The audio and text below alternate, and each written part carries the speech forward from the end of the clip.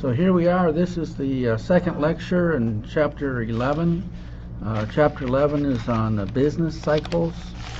And a big part of Chapter 11 is a review of key concepts because so many things affect the business cycle, and that business cycle is related to things like growth. But I've got some articles here from the Wall Street. I also have a couple of videos. I was going to have one video for you, but there's a video on Wall Street Live about Virginia Tech, so I thought I would show that to you. But anyway, the one article here I've got from today's Wall Street, it says declining productivity growth poses threat. And they're talking about growth around the world, not just the United States. And so why is growth so important? Because things wear out, right? Yeah. And if we don't grow, then we have less tomorrow than we did today. So so when growth decline, it says declining productivity. Now, what does productivity have to do with growth? Well, that is how a nation grows. To increase productivity means we can produce more units of something at a lower per unit cost per time period. And if you can look at it as inputs and outputs. If outputs exceed inputs, then we've increased productivity. And in this chapter, we talk about different ways that we increase productivity and how that relates to the business cycle. But it's not good that the world is not growing as much. It says here, economists are divided about why productivity gains have frequently stalled in recent quarters. Federal Reserve Chairman Janet Yellen in late March said reasons are very disappointing. Productivity are difficult to understand. Well, I don't think they're difficult to understand. What increases productivity and therefore stimulates growth, and that's part of the business cycle, is to for one thing, businesses have to have an incentive to invest in new plants and equipment and to make improvements and to take risks. So if you have a favorable tax structure, not necessarily a low tax structure, but one that is favorable to investments and risk-taking, all right, and you have other incentives in terms of regulations that are reasonable, that would be favorable, foster people to take risks, to make investments, to grow the economy. I mean, these are the things that grow the economy. When the rule of law is prominent over the rule of man, is a big reason why investors will invest, and so it's really not difficult to understand at all. It says factors often cited for the slump from a regulatory and tax environment that some economists say discourage entrepreneurship, to mismeasurement of the data, to technological change and persistently weak demand throughout the expansion.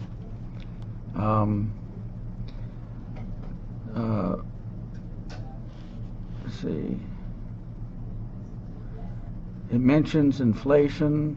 Anyway, there's another article here right next to it. It says global weakness shrinks trade gap.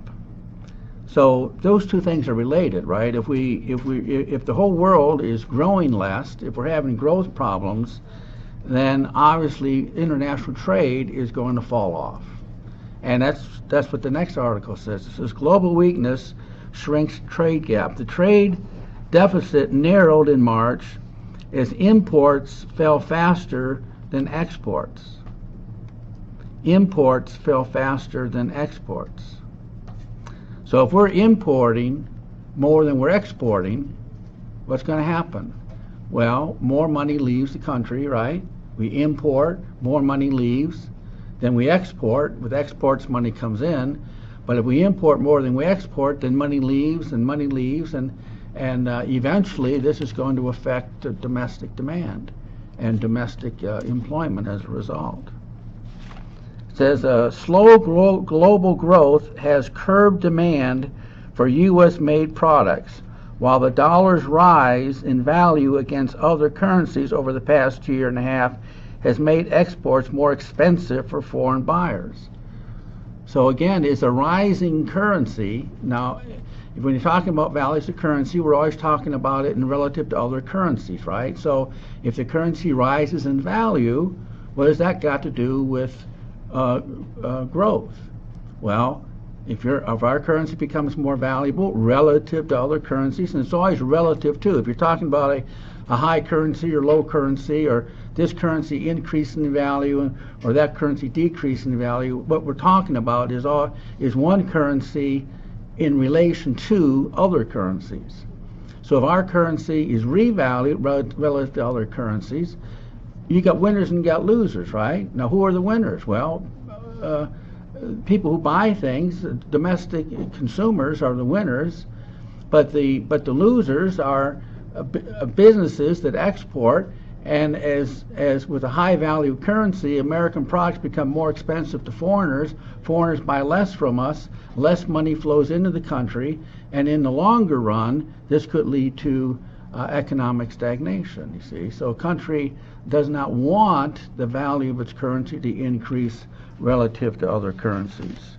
But the American dollar has increased relative to other currencies. More recently, currencies have changed direction, with the euro, yen, and others firming against the dollar. So anyway, I got another article for you. It says oil giants shelve billions in projects. So the point here is that with the fall in the price of oil, even though it's increased in price here lately, the commodities have fallen, and a part of that is due to slower worldwide growth. You know, those two things are related.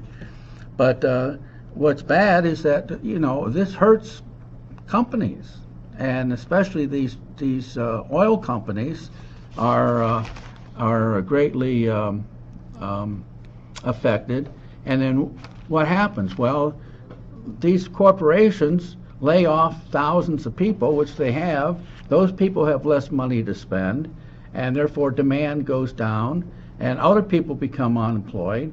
And see, once unemployment starts to increase, then it can have a dominoes effect. And so anyway, unemployment can feed upon itself once you have, these big corporations start laying off people.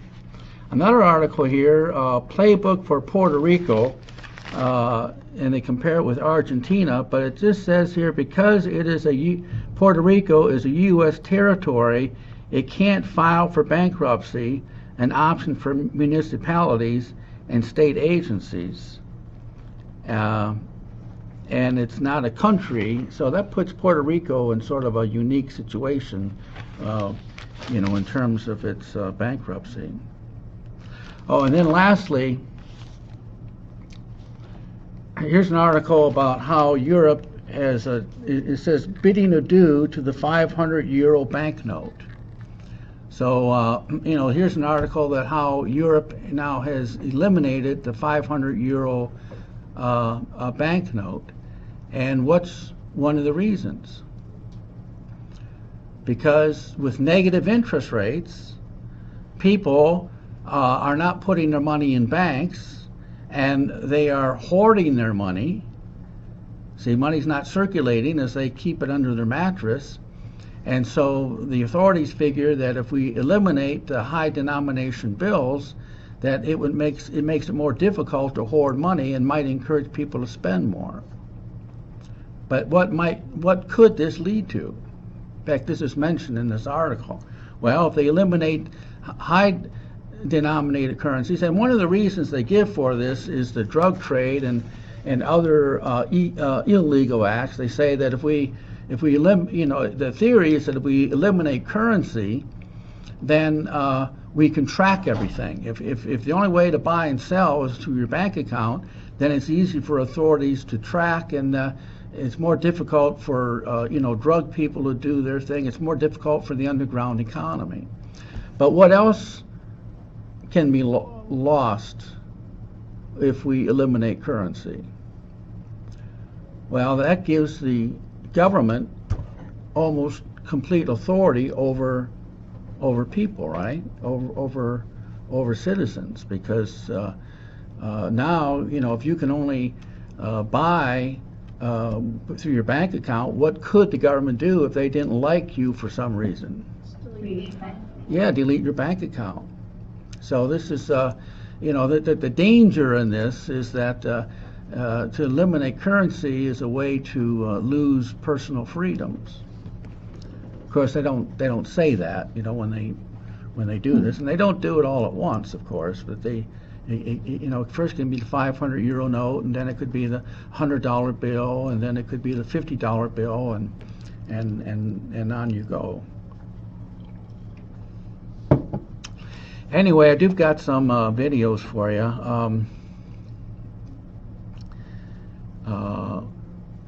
One video that I just found at the last minute, and because it's local, I thought you might be interested. It is about Virginia Tech. So let's watch this. It says opinion. This is from Wall Street Live. Disinvited from Virginia Tech. This just came out yesterday. Kerr's Brandeis Smith College. What all of these places have in common? Well, they are campuses that don't tolerate free speech. And now Virginia Tech joins the list. Manhattan Institute senior fellow Jason Riley, a Fox News contributor and the author of Please Stop Helping Us, has had a personal experience with this issue, and he's got an op-ed in the paper this morning. Jason, Virginia Tech says they never invited you to speak on campus. We've got a statement here from the dean. What do you say to that? This is a story about doers, pipe and pulled pork. These are the smalls. They started with a torch and a truck. This happens with technology, right? Now they design, make, and connect pipe for projects like this. They get a bunch of other doers doing, and doing makes doers hungry. Jeff fixes that. Got 2 locations now, and we keep welding. Help him move. Donald Trump is now the presumptive... Well, I don't know how to get back now. Let's see. I don't think it'll take me back. No. You just got a big bump in miles. So this is a great... I won't be able to show that to you. Sounds good? Great. I don't know what happened. But I'll show you the one, hopefully this works, the one I was going to show you anyway. It's about growth. All of our problems. Can America break out of the 2% growth that we've seen over the Obama era? Hoover Institution senior fellow John Cochran. He is the author of a new book with John Taylor called Central Bank Governance and Oversight Reform. Joins this show. John, you've got an op-ed on our pages today. Sounds pretty upbeat. It sounds like our problems are fixable. Why do you make that argument? Well, our problems are fixable. It's a good thing. They're self-inflicted wounds. But they're important to focus attention on the right problem. Growth is the big problem. And we keep fooling around with other things. But if we don't get growth going again, all of our other problems are going to get much worse. One of the recommendations you make is to simplify the tax code. But, John, it's been decades since we've had bipartisan consensus on tax code reform. Is that really politically possible? Oh, I think so. In part, I'm trying to look for something a little outside of the box, not higher taxes, lower taxes, that sort of thing. Instead, let's get the simplicity there. Let's get rid of all the crazy deductions and all the lobbyists going to Washington. That's pretty much what every bipartisan reform panel says we need to do. So it's not rocket science. I think it's realized, both sides realize this thing is a crazy mess, and that's really hurting the economy. Just need to sit down and knock some heads together and get it to work, get it to happen. Another point that you make is about Well, I don't know what the deal is. Oh, God! Oh, it bit me! It bit me! I guess maybe because it's a political year and they want to, I don't know what it is. But, let's see. But the point, let me tell you.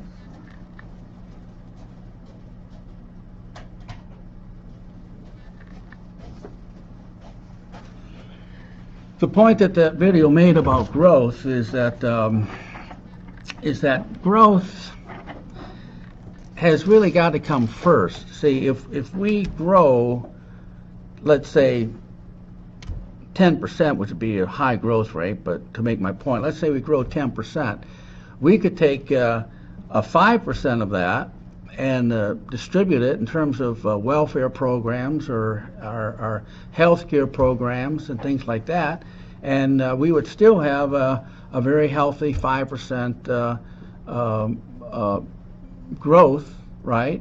I mean, if we grow enough, we can do more. That's the whole point. If we grow enough, we can have more social programs, we can have more health care programs, and at the same time, we can have more investments and more jobs. And see, I mean, it's not necessarily a trade-off. I mean, some people think, well, it's a trade-off. You know, if we put more toward growth programs, then we're going to have fewer social programs. But it doesn't. That's not necessarily true. If we grow enough, we can have the best of both worlds. However, if we fail to grow enough, see, then the whole thing works in reverse. Then we have less for everything. And if we put more money, if we ignore growth programs and put more money into social programs, then the whole pie, you see, shrinks. The economy slows down. We get more unemployment. Our infrastructure starts to wear out because we're not replacing it as quickly as we should. And see what I mean? So see, that's why growth is so vital to almost everything that we can mention. Anyway, that was the point that this video made, and I thought it was good. I wish you had seen all of it. But let's get back to these slides then and finish this thing up here.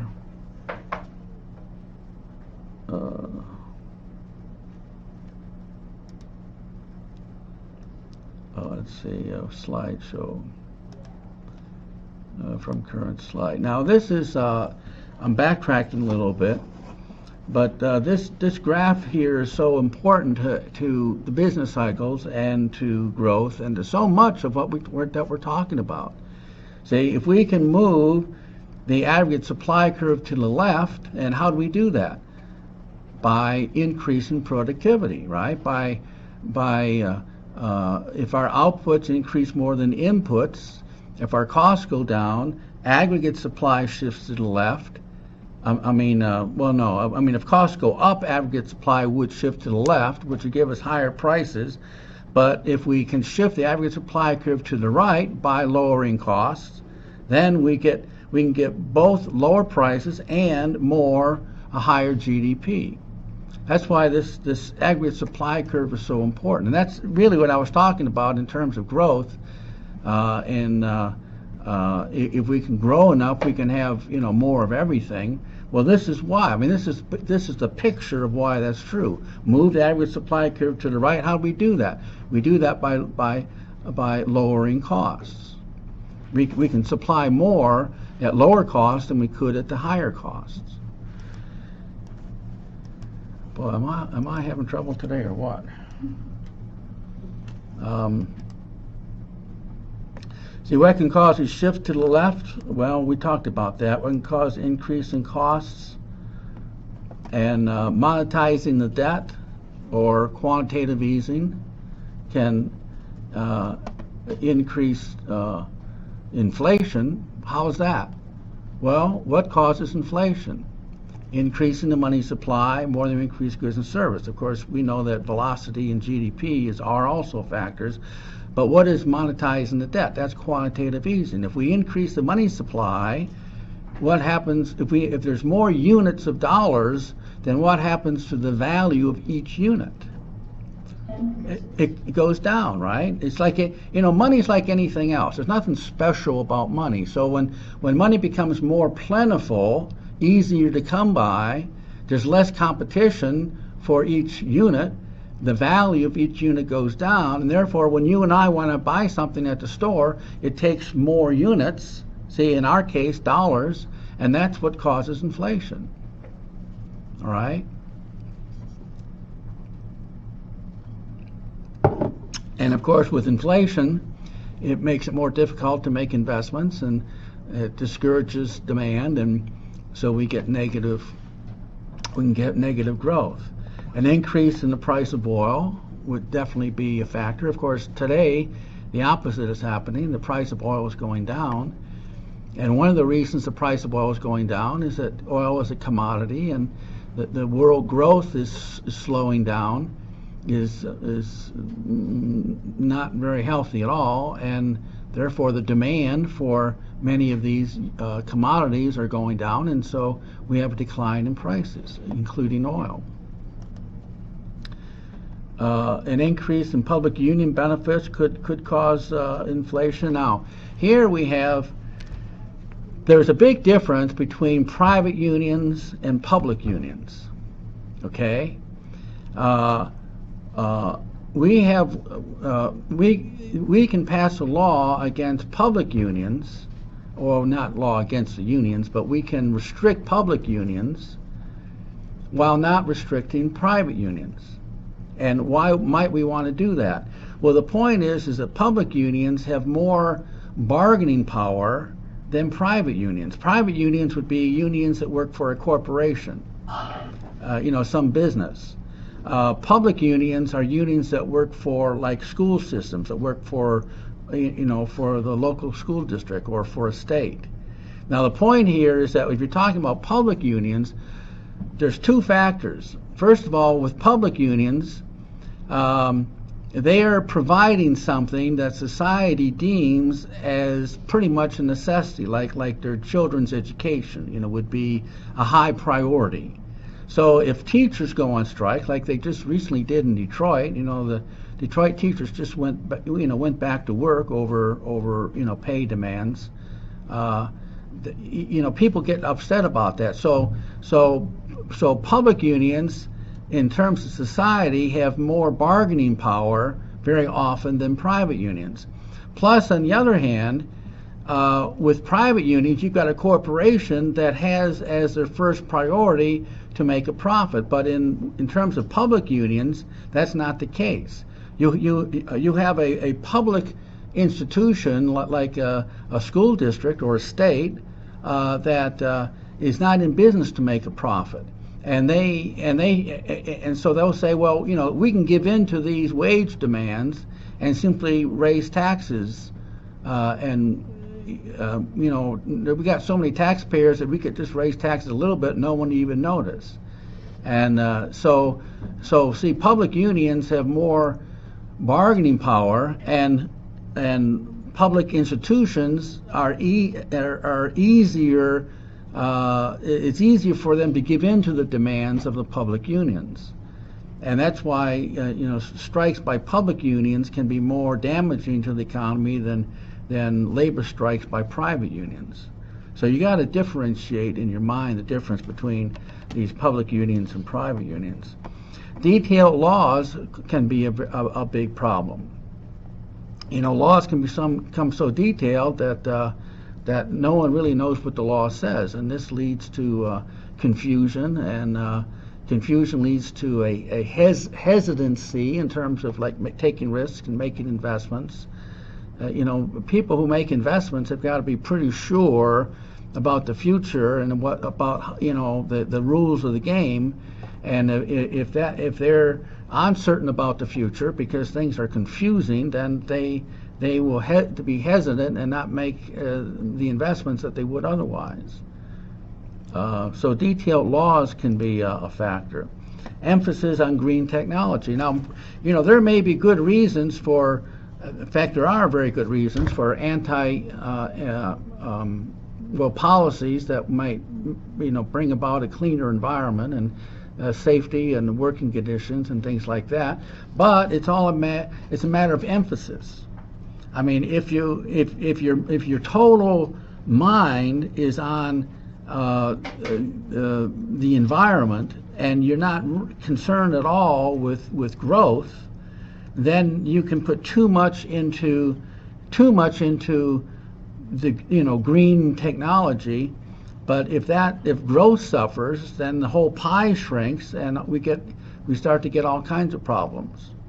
And so it's a matter of emphasis. So that's why I use the word emphasis on green technology. I mean, yes, we need it, we should have it, but let's not lose sight of the economics and growth. Unfunded liabilities. What's an unfunded liability? Politicians sometimes are eager to make promises, but they are not eager to fund the programs that they promise. And sometimes politicians, to be popular amongst voters, will pass a law, but they don't want to be unpopular by spending too much money. So they'll say, well, we'll pass this law, and this law is going to cost money, but we're going to force the states to pay for it, or we're going to force certain corporations to pay for it, but we're not going to fund it ourselves. That's what's called an unfunded liability.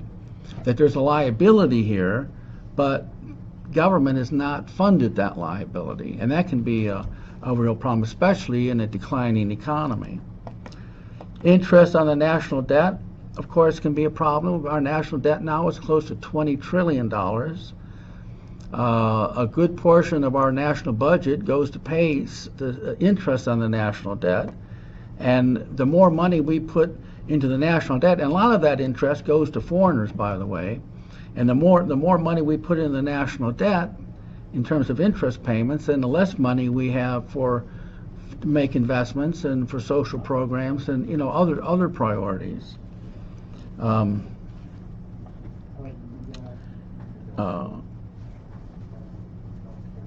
was going to say something about that.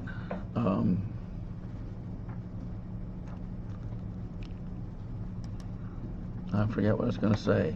Anyway, taxes can be a problem, but those taxes are either too high or too complicated.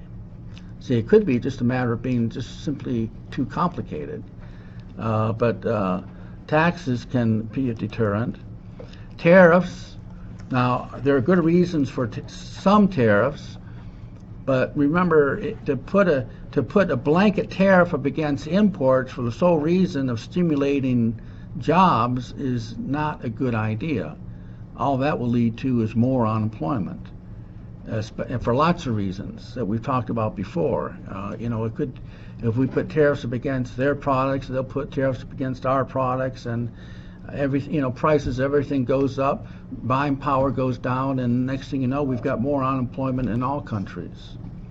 So now there are good reasons for tariffs, but again, we have to understand the situation, and we've got to make decisions that's going to be fair, but also is going to lead to growth. Healthcare, of course, I mean, this is a biggie right here in today's economy. There's several articles that I didn't bring in, but there's been several articles lately about how our healthcare system is becoming very expensive, both for people who have policies through the government program. Premiums are going up a lot, and that could be a problem. Okay, what can cause deflation?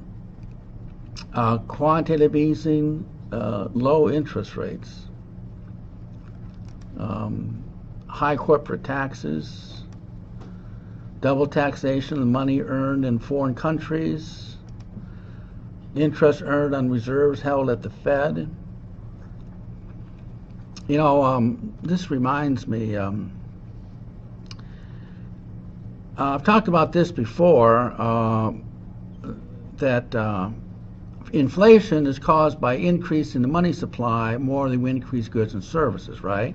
And that's what quantitative easing has done. That's what quantitative easing is, where we create money, and then, like the government sells bonds to the Federal Reserve, and the Federal Reserve creates money to buy those bonds. That's called quantitative easing. But why has that not caused inflation? Well, the reason I gave to you before, and it's still a reason, of course, is that a lot of this money has not gotten into the system. A lot of it has gotten into the derivatives market and into foreign markets other than the derivatives market.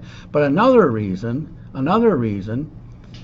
is that the Federal Reserve pays banks interest on money deposited at the Federal Reserve. Now, with interest rates being so low, close to zero, a bank can park money at the Federal Reserve and earn almost as much interest than it would if it lent that money out. So banks have a big incentive to put their money and park it at the Federal Reserve. Now think what's happening here. The Federal Reserve creates money, the banks get that money, and then they turn around and put a lot of it back into the Federal Reserve. Now to me that makes no sense at all.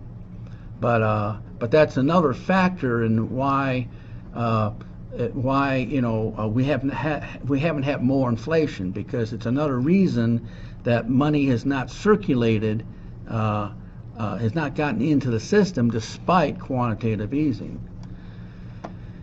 And large fines paid to Treasury by big banks, and this is true for other companies, by the way, that so many companies are having to pay these large fines, and that's caused problems. Interest on the national debt, expectations of lower prices. See, with increasing unemployment, with declining growth, we do tend to get lower prices, and lengthy and detailed laws I'd already talked about. So what was the Employment Act of 1946? It mandated the government to balance the budget, have a favorable balance of payments, and full employment, and coordinate monetary and fiscal policies. So the point here is that this was the beginning, even though it occurred before, but this was the first official time when there was a agreement, I shouldn't say agreement, when there was a mandate that the federal government have these certain goals. Their goal should be a balanced budget. Well, we haven't done much with that. That the government should do what it can to have a favorable balance of payments. Means that there's a favorable balance of payments would mean that there's more money coming in than going out. And it should have a goal of its policy should foster full employment, and that it should coordinate monetary and fiscal policies, mean that there should be a working relationship between fiscal authorities and monetary authorities. And of course, you all know what Keynesian economics is by now. If we can manage demand, we can manage the economy. That's the whole point behind Keynesian economics, from the book The General Theory of Employment, Interest, and Money, published in 1936. And what did the 1970s teach us? A move to the left of the aggregate supply curve can only be solved by supply-side remedies. And we talked about this last time, right? We got this aggregate supply curve. If it shifts to the right, we get higher prices, more unemployment. What's the solution? Well, we can't solve a supply-side problem with demand policies, which Keynesian economics, predominantly Keynesian economics is a demand-driven philosophy. And we can't solve a supply problem with demand solutions. And so it was during the 1980s, when Ronald Reagan was president, that the term supply-side economics became popular, meaning that, well, we got a supply problem, so we can only solve it with supply remedies. So So we have to do things that are going to shift the aggregate supply curve to the right, and things that will lower costs, particularly on business. Lower taxes, more reasonable regulations, more clear laws, where the rule of law dominates, where the rule of man is not a factor. That people know what the rules are, and they can depend on those things not changing over the life of their investments. So what is the largest component of GDP? Consumption. So if you're talking about the business cycle is driven by the consumption sector. Remember, there's 4 sectors in the economy: consumption sector, investment sector, the foreign sector, and the government sector. But the largest of the 4 is the consumption sector, and the consumption sector therefore it drives the other sectors, and therefore if you're talking about business cycles, the consumption sector is so important. And what is investment? The purchase of new plants and equipment, buildings, and net additions to inventory. So again, we got the consumption sector, part of gross domestic product. We got the investment sector, which is the business sector, now the acceleration principle. This is a factor here. When we increase demand, this is something that Keynes described in this general theory. When we increase demand, there's a multiple effect on that increase in demand. If we increase demand for, by let's say, $1 billion, people receive that $1 billion, and they in turn spend most of it according to the Marx propensity to consume, and so other people receive what's left over, but then they spend a large portion of it, and then other people receive it. And so what happens is, Keynes explained, now this is not money creation, but it's money multiplication, that for every dollar spent, that there's going to be a multiple effect on that dollar. And economists can actually measure what that multiple factor is, and we call that the Marx propensity to consume in economics. Propensity means a tendency toward, and margin means the last unit. So Marx propensity to consume is a measure of, well, if people receive X amount of money, then in general, how much of that addition to their income are they going to spend? And whatever that is for the society at large, we call the Marx propensity to consume. But the whole point is that for every dollar spent, there's a multiple effect on that dollar. Well, what the acceleration principle is, and this is, got a big deal to do with the business cycle, is that when we increase spending by $1, not only do we have a multiple effect on that spending, but we also, but we have investments that will result because of that increase in spending. For example, if we increase spending and build a new highway, then as a result of a new highway, we're going to have gas stations built along the highway. We're going to have motels built along the highway. We're going to have restaurants built along the highway. So if we increase spending, not only do we have a multiple effect on that increase in spending, but due to induced investments that have been induced because of the increase in spending, we're also going to have an acceleration effect. So that's why any increase in spending, see the point here, we're talking about business cycles, why the economy goes up and down. Well, the point here is that when we increase spending, there's going to be a multiple effect on that increase in spending, and there may be an accelerator effect on that increase in spending. And so the economy is going to, there's going to be a big boost to the economy. But Keynes also explained that this whole thing works in reverse, that if we decrease the amount of money in the economy, then person B doesn't receive the money that would have received from person A, and therefore and then the next person doesn't receive the money that they would have received, and so this whole thing works in reverse. And when the economy shrinks, we don't have the acceleration principle goes way down because we don't have as many induced investments. So the point is that when money is sucked out of the system, then there can be the slowdown in economic activity can be accelerated. That's the whole point. Any increase in spending can have a multiple effect on an economic upswing, but when money's taken out of the system, there can also be a multiple effect on the downward side. So why is investment sector so unstable? A change in expectations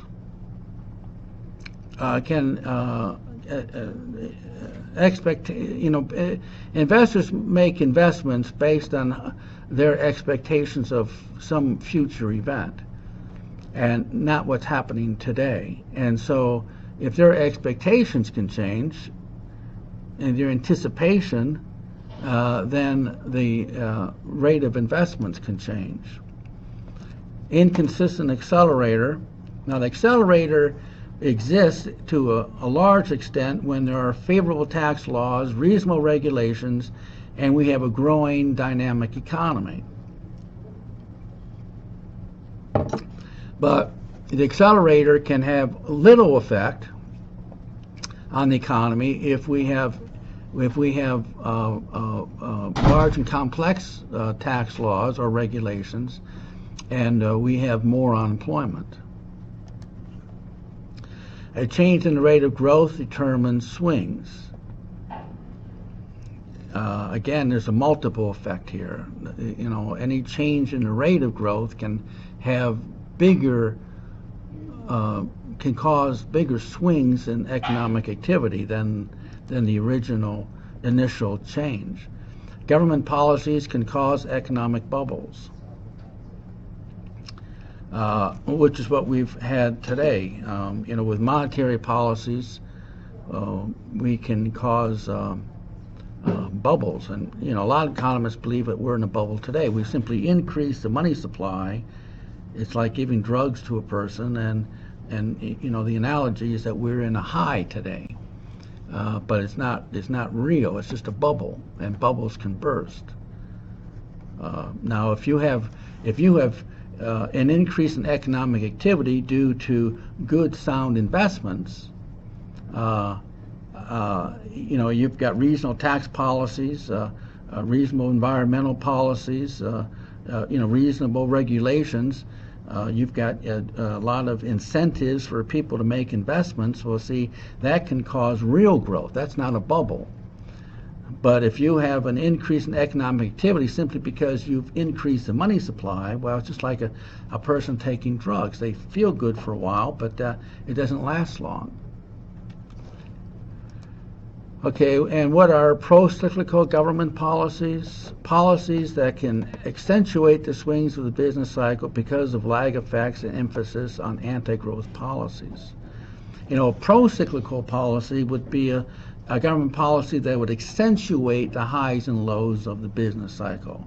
A counter-cyclical policy would be a policy, I think that's the next one, no, but a counter-cyclical policy would be a policy that would counter the highs and lows of the business cycle.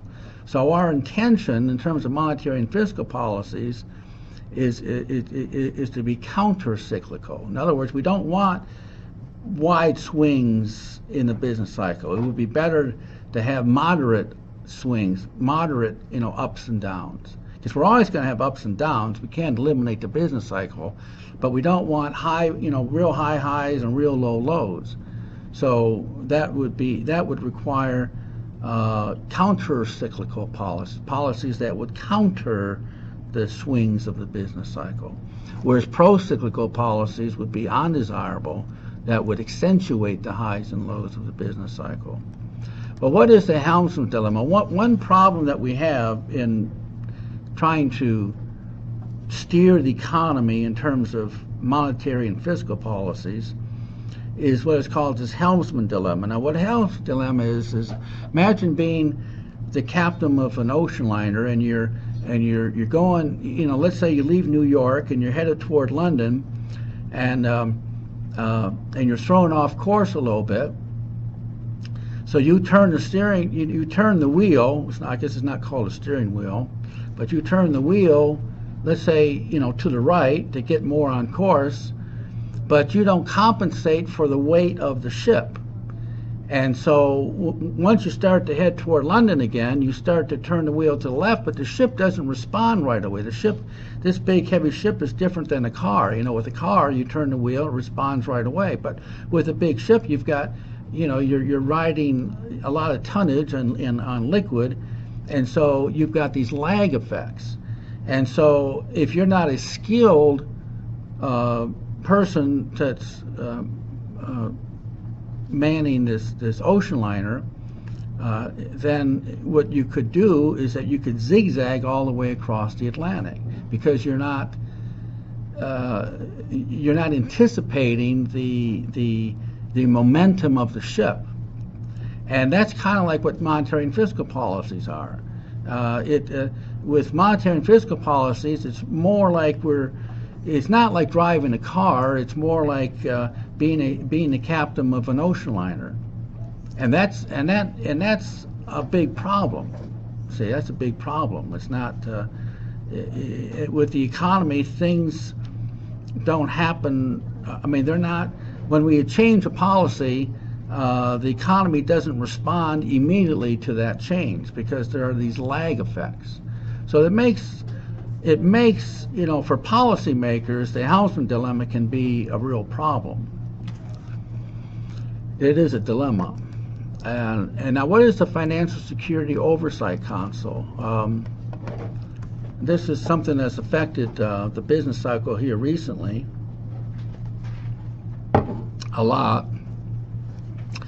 As part of the Financial Reform Bill of 2010 that we call the Dodd-Frank Bill, this council decides which non-bank financial institutions might cause instability in the U.S. financial system. Now, what happened as a result of the financial collapse of 2007-2008, we had this Dodd-Frank bill, this financial reform bill in 2010, and what the government did back then is that they said, well, we're going to have to make it so that what happened in the that resulted in the 2007 crash won't happen again. And so we're going to identify big businesses, corporations, including banks, and if they're big enough, we're going to monitor them. We're going to we're going to pass regulations on them, which would prove to us that they are sound and they could withstand an economic downturn, that their failure isn't going to cause a catastrophic event that's going to push us into a depression. But as a result, you see, you got to go. Oh, I can stay for a little bit. Oh, all right.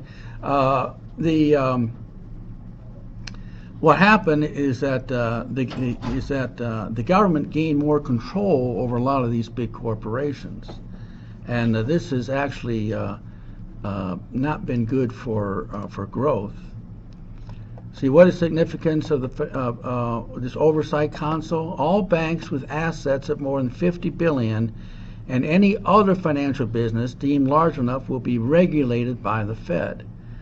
So the government, essentially, since 2010 has become a partner, and a very active partner, by the way, in terms of big business. Now I'm going to show you something here. I think it's in the next slide. It's on this one. For an example, I got a short video here. I hope this one works. But it's about General Electric. General Electric, even though it's not a bank, up until recently, about half or more of its revenue came from bank-like activities, where it lent money or it sold things. Well, it lent money. Let's just leave it at that.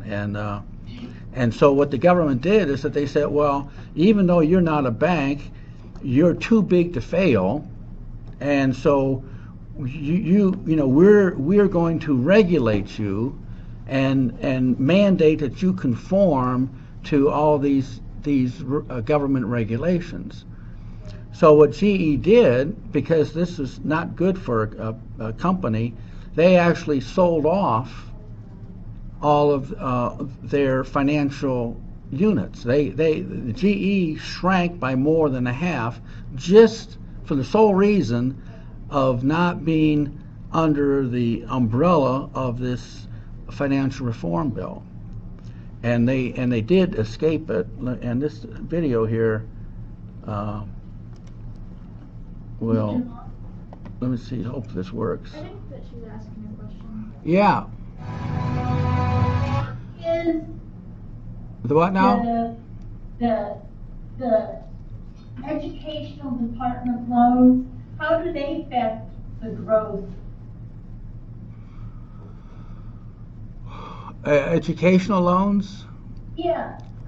Well, I recently read where the government is sending out applications to forgive students for educational loans. How is that going to affect our growth? Well, the government thinks that will stimulate growth, because their idea was that if the population, of students can acquire more education, more information, and gain more skills, that will help what is called structural unemployment. See, structural unemployment is that the economy can change structurally, which it does when we have advances in technology. So when the economy changes structurally, if we may have jobs available, but we may not have enough people skilled enough or educated enough to fill the jobs. And so the thinking is that if we can help students go to school, that would be a solution to structural unemployment. And then they don't have to pay back those loans. Well, no, they do have to pay back the loans. That's the downside. I mean, of course you got to pay back the loans. It's a loan.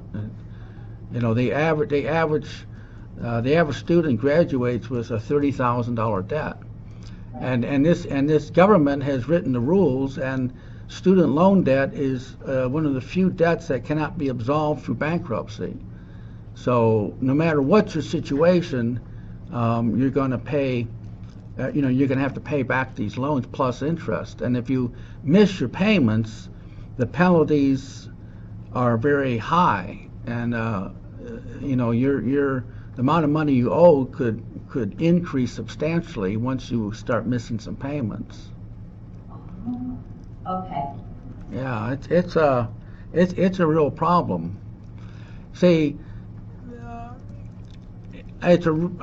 particularly because what I'm trying to convey to you, I guess, here is that if we get our sight off of growth and we get it onto like the environment or onto the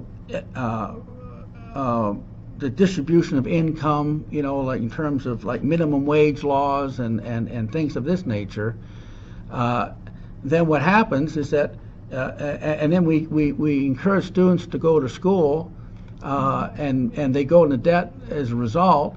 But we don't do things that will grow the economy.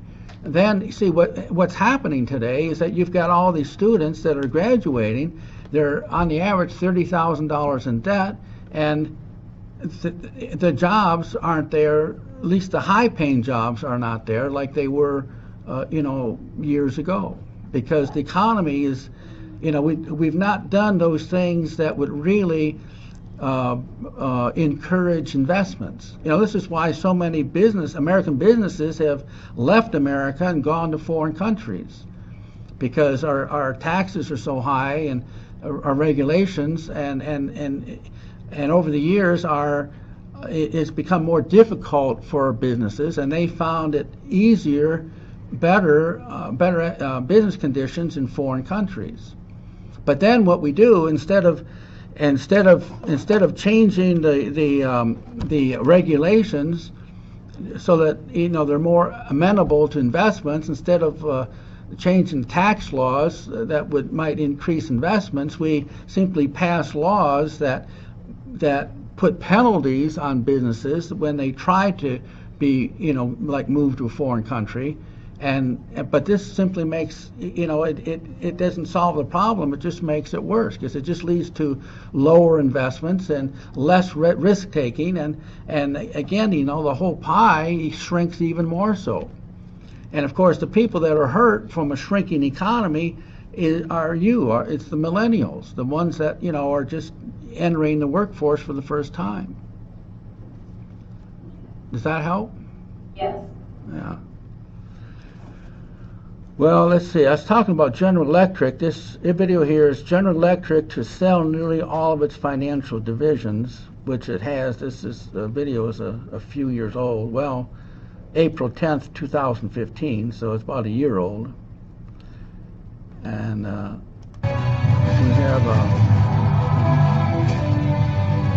let's see if we can play General this. Electric is planning to spin off almost all of its finance division, GE Capital, as part of ongoing efforts to streamline the company. GE says an estimated $90 billion will return to shareholders as sale proceeds. $90 billion, that's a lot of money. A $50 billion share buyback is expected by 2016. The first stage is underway with the sale of real estate assets. GE turned $26.5 billion in commercial properties over to Wells Fargo and investment firm Blackstone Group. In total, GE's financial arm is valued at almost $500 billion, making it the 7th largest holding company in the U.S. But Chairman and CEO Jeff Immelt told CNBC GE's diversification means it's tougher to compete against traditional financial institutions. We felt like we're disadvantaged versus banks, and at the end of the day, the way investors view financial services versus industrial assets is just starkly different. In the company's 2014 annual report, Immelt wrote, GE is an industrial company first and foremost. GE Capital must enhance our industrial competitiveness, not detract from it. To that end, GE plans to refocus its business on aviation, energy manufacturing, and healthcare.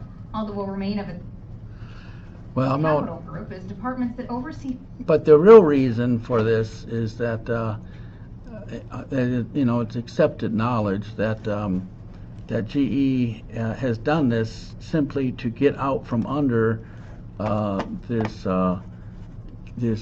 government, this government stranglehold that it has on these big corporations, and that's exactly what happened too. By the way, since then, that GE is is no longer considered too big to fail through the Dodd-Frank law, and. But anyway, the point I'm making here is that these government programs can greatly influence the decision making in terms of businesses and greatly influence the business cycle. What past examples of government protecting big business? Fannie Mae and Freddie Mac. What happened that in the financial collapse of 2010, many large corporations went bankrupt. Fannie Mae and Freddie Mac are quasi government institutions. It's partly private and partly government owned. It's kind of strange, and I couldn't explain it. But Fannie Mae and Freddie Mac are those institutions that buy mortgages. They don't sell mortgages, but they buy mortgages from banks, and then it was Fannie Mae and Freddie Mac who first got the idea of bundling up these mortgages and the collateralized debt obligations and then selling them off bits and pieces to investors. But they overdid that, and what happened is that they did go bankrupt, and so the government simply bailed them out in 2010. Banks received a big bailout in 2008, 2009.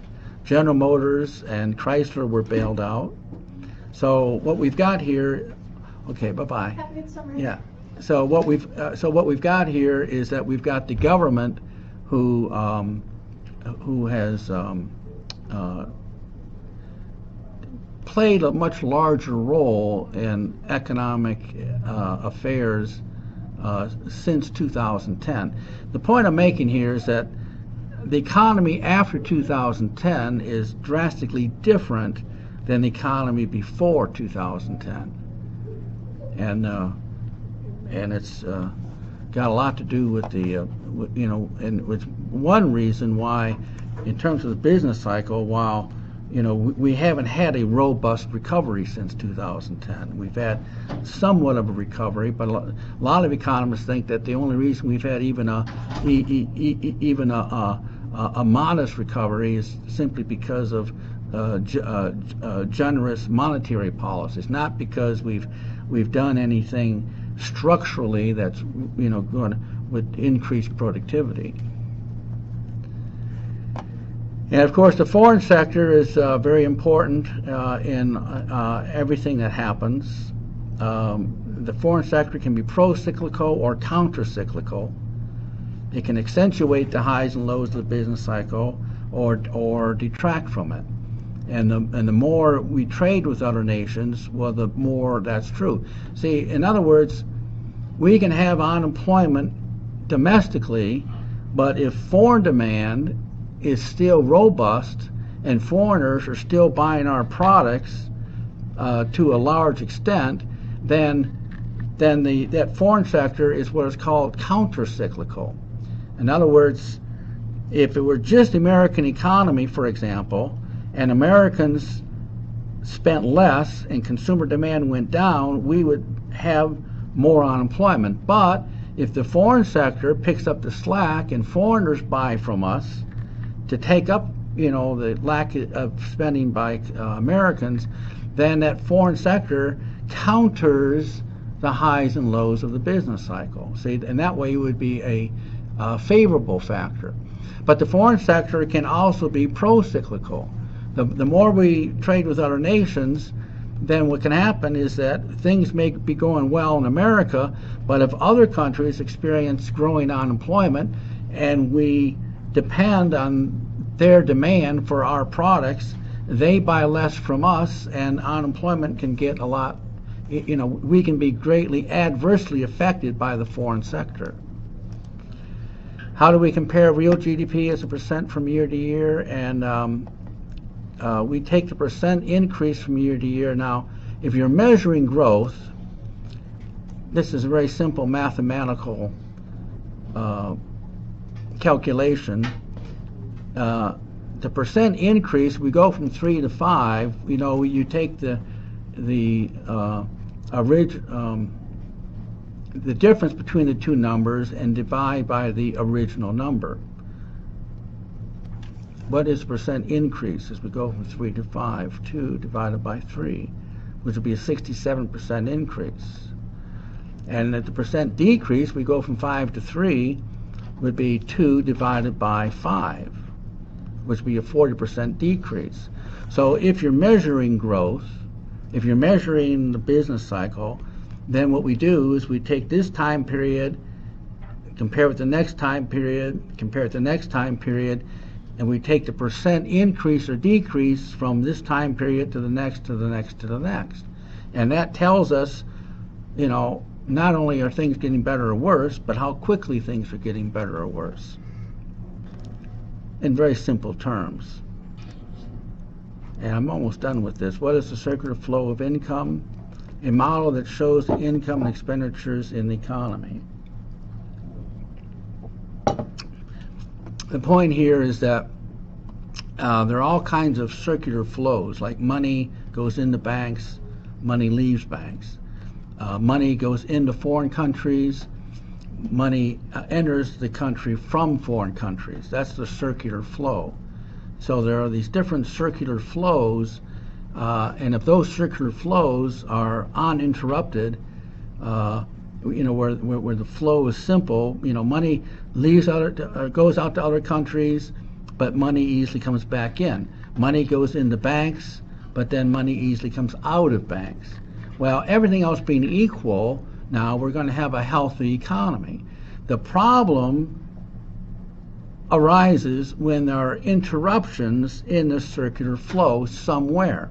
Like if money goes into banks, but not enough of it leaves banks, money gets bottled up, which we call, if it gets bottled up, then that can cause serious economic problems. Or if more money goes into foreign countries, but there are reasons why not enough of that comes back to this country, like our trade laws, then see that can cause problems. So the business cycle is greatly affected when there are interruptions in these circular flow models. And leakages is a term that we mean that money leaves the system, the economic system, and some examples of leakages is savings. If we save more, but their savings don't get back into the economy, then money is leaked out of our system. Taxes can be a leakage. We pay taxes to the government, that's money out. Of course, when the government takes this tax money, they can put it in, that's called an injection. Imports, money leaves.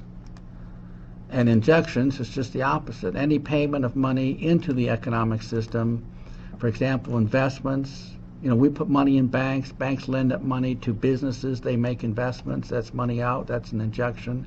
Government purchase is an injection. Transfer payments by the government is an injection. Exports is an injection because we sell to foreigners and money comes in. So that's an injection.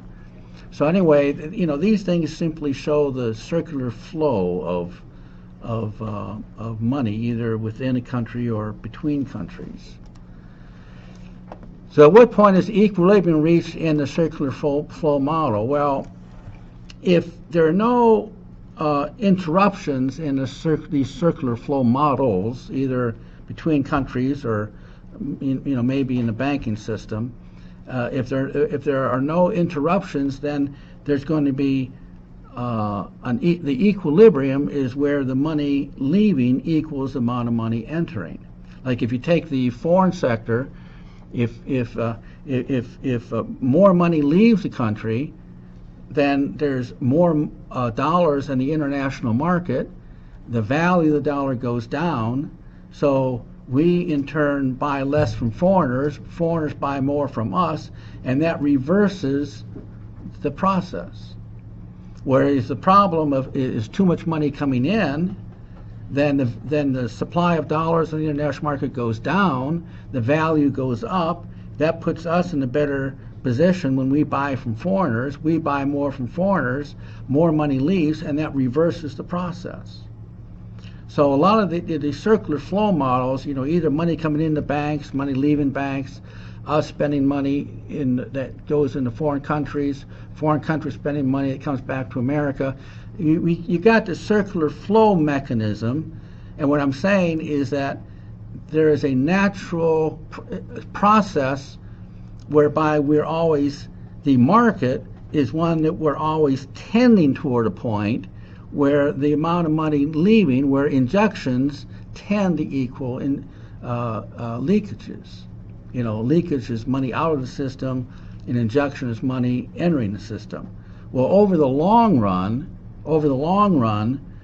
the equilibrium, the point that we're tending toward, is where the amount of money leaving the leakages equals the amount of money entering the injections. Of course, every time we have, we can pass laws, we can have policies that will interfere with this natural process. And when we do,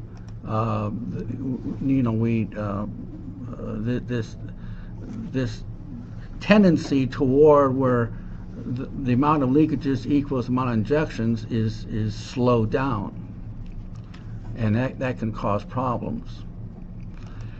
What happens when planned borrowing is greater than planned saving? Interest rates rise. When people want to borrow money, see, interest rates is the mechanism in the circular flow when you're talking about money in the banks. If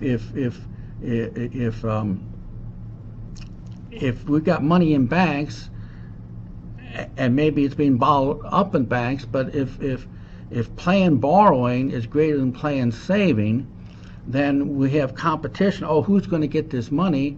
And that's going to lead to an increase in interest rates. Or the opposite would be true, and I hope that's the next one. What happens when planned saving is greater than planned borrowing? And that means there will be a fall in interest rates. So the point here is that this circular flow of money coming in, money going out, is interest rates is what pushes the economy naturally toward the point where the amount of money leaving equals the amount of money entering. Okay, what happens when a country has a payment surplus? Well, I just explained this, where when the change in the value of the dollar will make it so that the amount of money leaving the country equals the amount of money leaving over a period of time. And I just explained this too. And well, that's the end. Well, I kind of had to rush through that, but I wanted to finish it. Well, any questions about any of this stuff? All right. Well, let's. Well, not only we call it a day, but this is the end of the semester, right? So remember, the final exam is just like any other, right? So I hope you all have a nice summer and rest of your career.